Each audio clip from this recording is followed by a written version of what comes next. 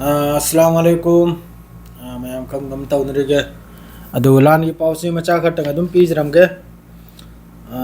Lebanon दा हौजिक minute तरुक Taret की ममांग की पाउनी को रॉकेट त्रा मंगाने लेबनान की तरफ तगी हाइफा मद्रेदी गलील मद्रेदी नारिया हारी सिदा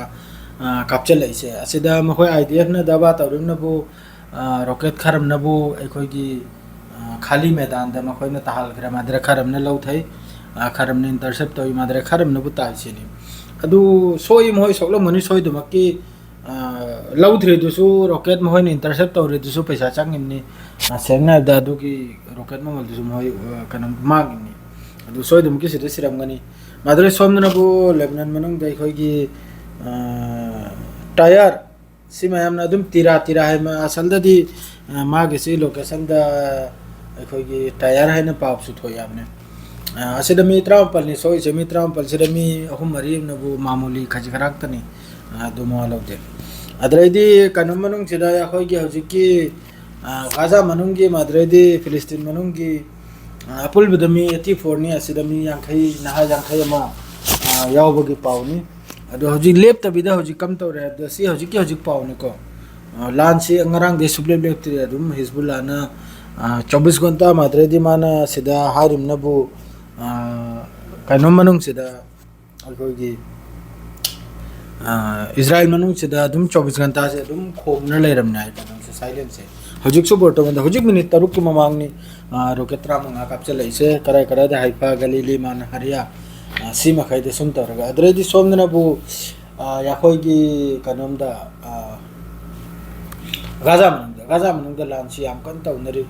अदो सेरीदी Mitcham ngantane china mayam yam nuaite ururga phibam chada video lai ado al jazeera na adugum video do download pau pide karega du yamna sathi ba yamna khoi ki kanam tau daba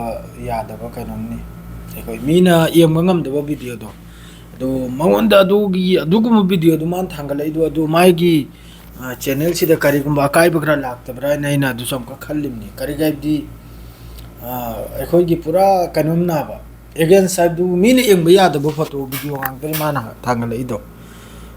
मकोक चाइबा माद्रेदी मबुक चाइबा मोंग की खंगिब्राने बोम lung थबदा दुम माद्रेदी मखुत नाकलम तत्खिबा माद्रेदी मथवाक मरु होखिबा दुगुंबगी अदु download तौबसु यादे ने download तौरगा WhatsApp train हापचला Kine तो अदुसु यादे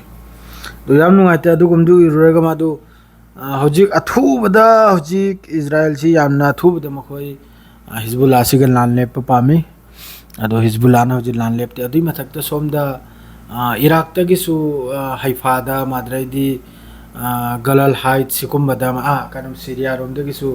गलल height अद्राइदी Haifa सिदा यामना rocket से अटैक तरुपै पावमजु फंगी अद्राइदी ईरान ना हाइरी ईरान सिना सोइदमक्की हयंग 5 तारीख से इलेक्शन ने अमेरिका इलेक्शन से ममांग लान में तौबगी चाउना अटैक तौबगी पावम से फंगी लान से 5 तारीख से इलेक्शन से ममांग तौद्रगसु मतुंग दौरसु ईरान सोइदमक्की से लेपकने है ला कनम से तौने है लान से ताने इजराइल की मथकता है माही क्लियर ईरान की तरफ तक लोरे मखोय की लोने सेम साधना पूरा रेडी नहीं हो ईरान अदुई मथकता ईरान नम कहारी कनमचु यामना खुदोंग थीब ओइरगनबु यामना यारेदबु ओइरगनबु न्यूक्लियर सु सीजन ने आइना न्यूक्लियर वेपन सु सीजन ने आइना अदुम होय स्टेटमेंट अदुम ईरान की कनम हैन पिरेबा अद्रैदी नहलगी मखोय की मी मरी सिबदो अदुई पाउ दुमै नहंदे हाइगन हायहुद्रे मी मरी सिबदुरा हमजा हैनम ख यावी मखोय की ईरान की ने मखोय की मेजर गुम्बो ओइ मारे अदो माइ मतु दु नहल कनमदुदा थोलक्तना मखोय की अखोगी सुप्रीम लीडर ना बासन मचाम तौबिए सिबदुगम हेगी नुआइ तौ फोंदोप पोइनने अदर माग नुपी दुन थोललेगा साफ ईरान की पब्लिक तमाना खांगन जरमले ईरान की सुप्रीम लीडर अमसुंग सुप्रीम लीडर की अमसुंग ईरान कंट्री सिगी ओइना मागी मपुर ओइबिदुत नते माइ मचानिम सुलैरी अदुसुमा कनम तौबगी दमकता शहीद ओइहलबगी दमकता रेडी निसिनी माना है लान तौहलबई दमकतने रेडी ने हमेशा ईरान के दमकता है अदुगुंबा मागे साइ वीडियो मतेक तो यामना सोशल मीडिया दे ईरान मनुंग दे यामना अदुगिदु चाइथोक्तनने यामना मीसु हिम्मत ओहलबम पियाबा ईरान मनुंगसिदने अदुना हौजी ईरान थमो याई चावखलैबा है अदु हौजिकिदि सी खक्तनी हौजिक 24 घंटा अदुम साइलेंट खोंगना लेरमनी मयाम अदु होरेन हिदी नाबलर गा थबुक थोनी अदुगा होरल दो लाइव लागे अदुगा मयाम दो पाउ दो फाउंड्रसी अदु इजराइल की मिलांग सिबगी पाउसिदि हजि फाउ चांगुद्रि सोयदमके नहि जो मानिमदि कारमगनि मथक अदु होरल लाइव तो इन अदु तौजरागे सलाम अलैकुम।